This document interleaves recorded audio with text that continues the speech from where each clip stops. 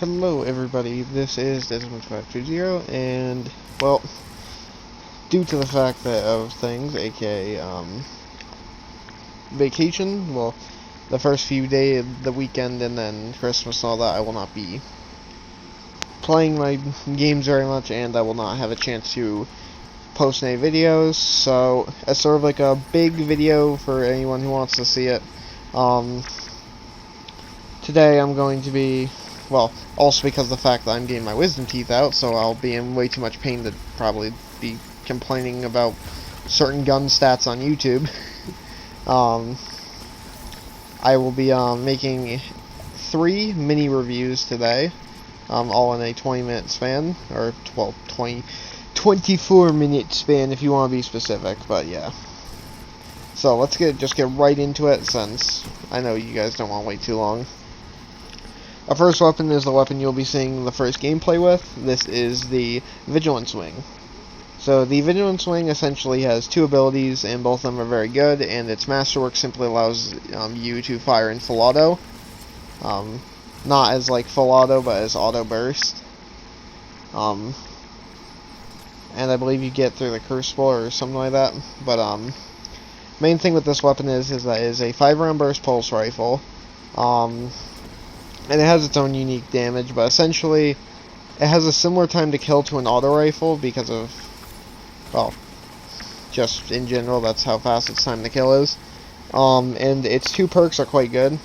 So while you are the last member of your fire team alive, you gain a bunch of handling, recoil, stability, reload. Basically, you get all your stats except like damage and frickin' rate of fire buffed by this thing.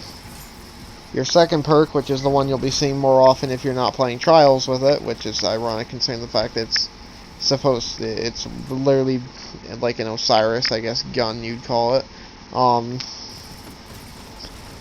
What it does is that when a nearby ally is killed, you'll gain bonus movement speed and recovery.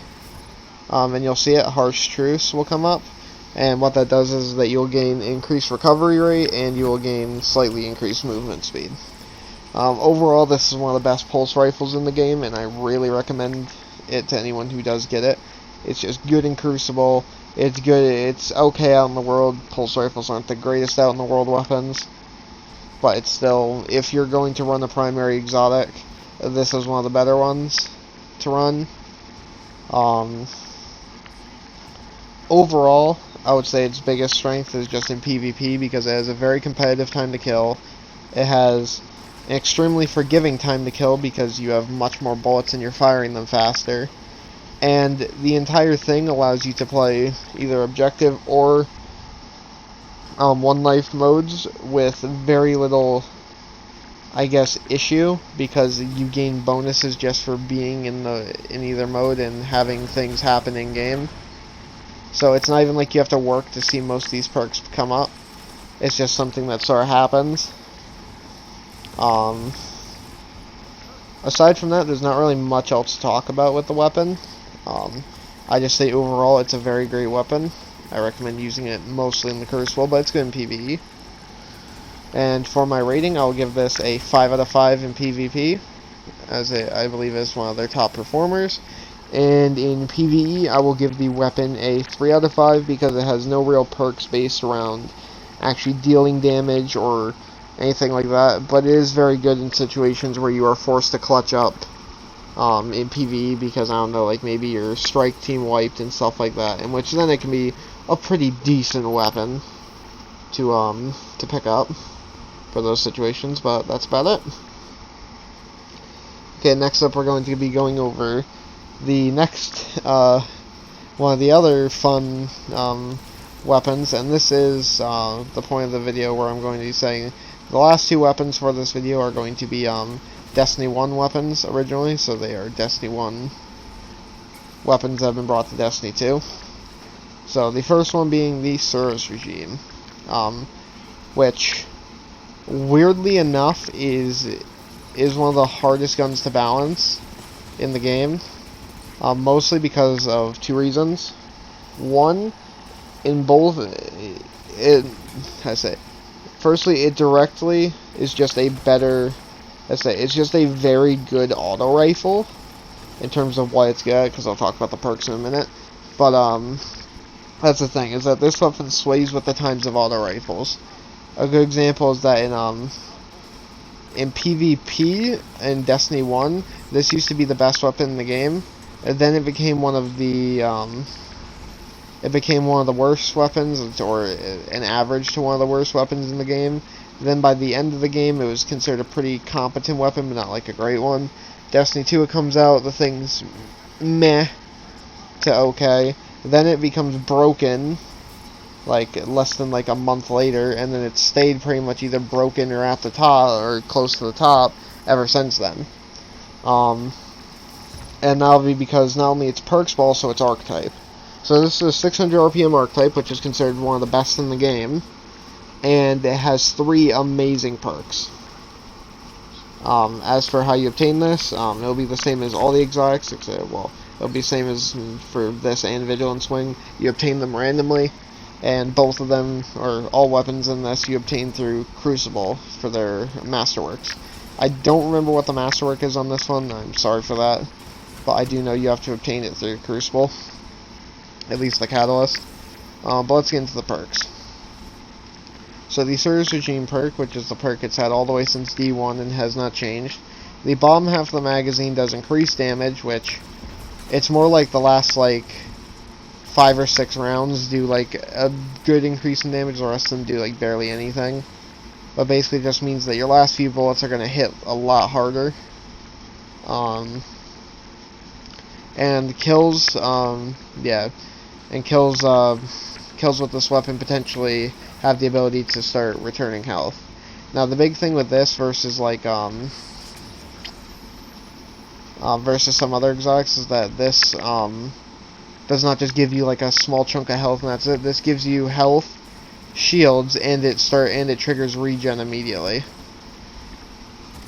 which obviously is very good in close engagements. Next up we have its 2 small perks, which are one of the weirdest things ever because they both have their likes and they both have their pros and their cons, and some of them are actually better than others depending on the map, which leads to why this weapon's so versatile.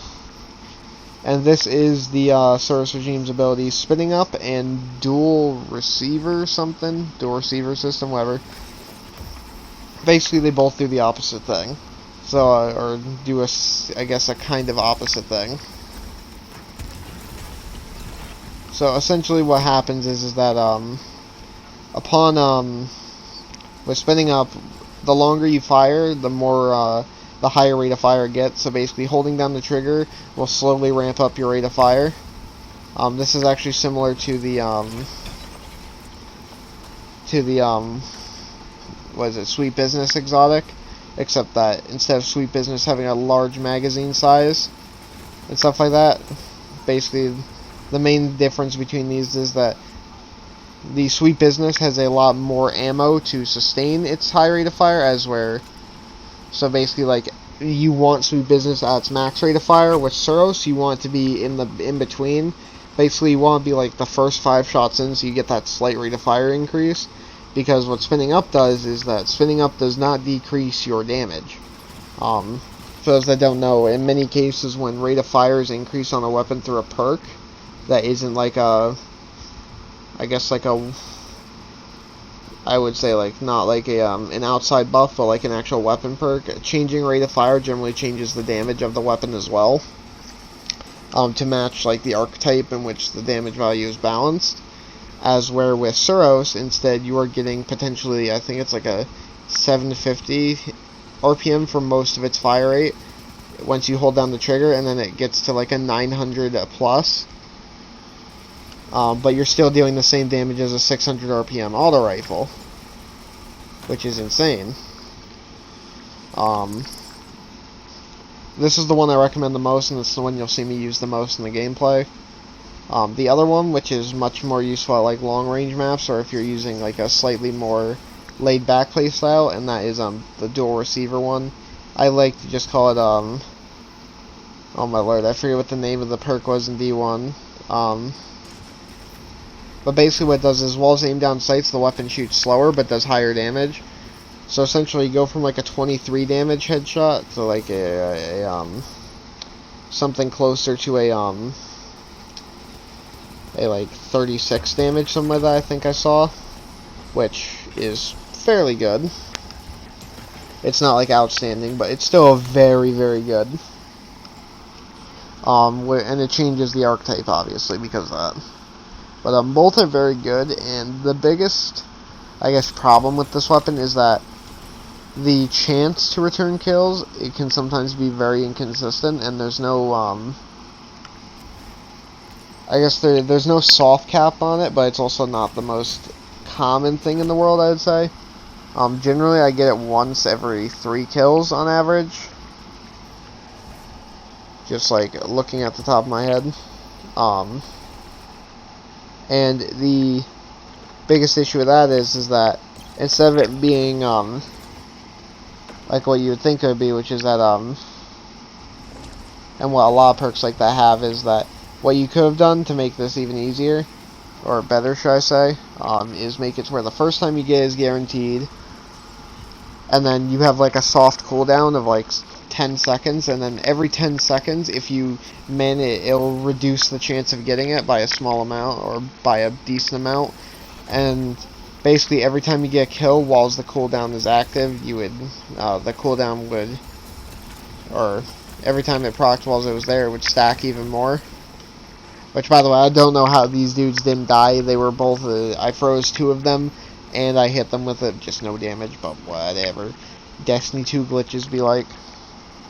But either way, back to this.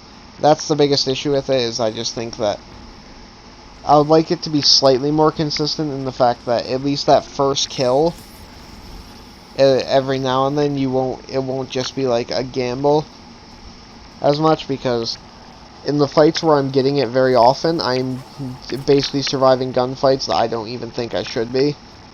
But in other cases, I'm just never proccing it when I really need it, especially when there's multiple enemies coming at me. With that being said, let's get into the ratings. I'll give this weapon a 5 out of 5 in PvP. It's competitive archetype-wise, it's competitive perks-wise, it has extremely good long game, extremely good short game. It's just a good gun. PvE, I'll give this weapon a 4 out of 5. It's got great stats for an auto rifle in PvP, great effect with healing, better damage than most auto rifles, like, it's just good. But yeah, either way, let's get on to our last weapon now. And that weapon will be Mida Multi-Tool. The mainstay, one of the mainstays of the series, though I think this is the worst it has ever been in my opinion in any of the Destiny games. Though, I will say this, it still has a very good niche, and within that niche is a Wrecking Ball. And you will see that niche be used a lot in here, in this gameplay. But essentially, so I guess let's just get right into the weapon. So this is a scout rifle that you can obtain from the kiosk for the Red War. And I believe it requires Dusklight shards, if I remember correctly, something like that. And the perks aren't what make it good, it's more the archetype and just other things with it. So the main perk from Mida is that it boosts movement speed, which is just very good. Now its other one is Mida Radar, which allows you to keep it active. Basically, your radar stays active while it's aiming. Now, a lot of these don't seem like very good perks, and to be fair, they're not really insanely great. They're just kind of useful in some scenarios. That's not why it's very good, though. The main thing that makes this weapon great is its archetype being a medium rate of fire scout, if I remember correctly. Either a medium or a faster RPM scout, but it is also has some of like the highest stats for its archetype. Also, with that being having one of the best scopes and stuff like that. So essentially, the thing is that makes this weapon is that this is essentially like the the first-person shooter type weapon where it's like you're not trying to go for any like fancy perks and stuff like that. Your job mainly is just to be able to make sure you can get to where you want to be with this weapon and just start hammering people with it as much as you can. And that's the main point of this weapon, is just to use it as, not to use it as if it was like a Destiny weapon. Your main job is to actually use this weapon more like you're playing a traditional first-person shooter, which is just, it's a DMR, use it like a DMR, and you're going to do pretty good. Now, why do I say that this is the worst it's ever been? Well, if we look at the D1 version, the D1 version still is very, very competitive, though very different metas. Specials are nowhere near as powerful because of no special ammo on spawn. We also have the fact of there's more aim assist on the weapons, some of the stats are slightly different, and the biggest thing of all of them that is different is just scout rifles in general. Mostly due to the maps, by the way. Basically, the main problem with the trying to think of how to say it. The main problem with it from D1 to D2 is that in D2 there are a lot shorter range maps. There's not as many of those long range maps that people, you know, love to use, or that they love to use for like control and stuff like that in D1. Which means that you have a lot less range for it. Well, you also have its other effect that causes a problem, which is that, well, it's not exactly it's not exactly the highest in the capability of not being able to flinch. And what I mean by that is essentially oh my lord, sorry, it's weird to explain, but it's it's just a different gameplay style from D1 to D2 in a lot of ways that changes this weapon. But in the roles where it succeeds in D1 is where it shines its best in D2, which is long range engagements, and it can also take on multiple targets. Now, I'm trying to figure out where the hell the freaking catalyst is, because I know the catalyst on this weapon was good. From what I've seen.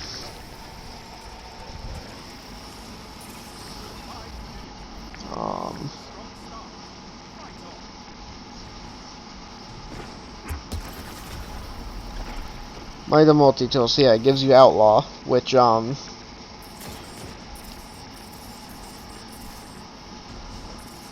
is, oh my lord, that is freaking, that really does fix a big issue, so I would say go for it. The issue is that you need to get legendary for your glory, and you need to get wins in competitive. But let's get back into the main point of this weapon, is that, as you can see in the gameplay, when I'm at long range, or and even when I'm fighting multiple targets, this weapon is a nail gun. Essentially, it just keeps punching, and even if there's multiple guys coming at you, as long as you have a way to defend your close range, this weapon will still slap people. And that's where, like, this map, which is a remade D1 map, makes it so good. Now, the other big thing was that in D1, in D2, early game, so year 1, this was one of the best weapons in the game. Why was that, you may say? Well, because A, we had some longer range maps in the queue, but B, which is the biggest one of all of them, the meta was very, very different. Hand cannons were still pretty good, but they were nowhere near as good. You had auto rifles, which were the king shit, and that was basically it. It was auto rifles, exotics, some special weapons, some not. But the main thing was that the meta basically catered to having somebody, because of double primary. It catered a lot more to having people, And well, simply put, it just cared a lot more to having a weapon that had a niche for long range, which is why Mida was so insane. Sorry I'm a bit rambly with this one, but Mida has such a weird history behind it, it's not even funny. Because it's an on and off dominant weapon in the metagame, but its biggest downsides are because the fact that it has nothing very insanely special about it. It's just a very, very good scout rifle that's basically just there for the usability, for extra usability at the trade-off of extra wacky perks.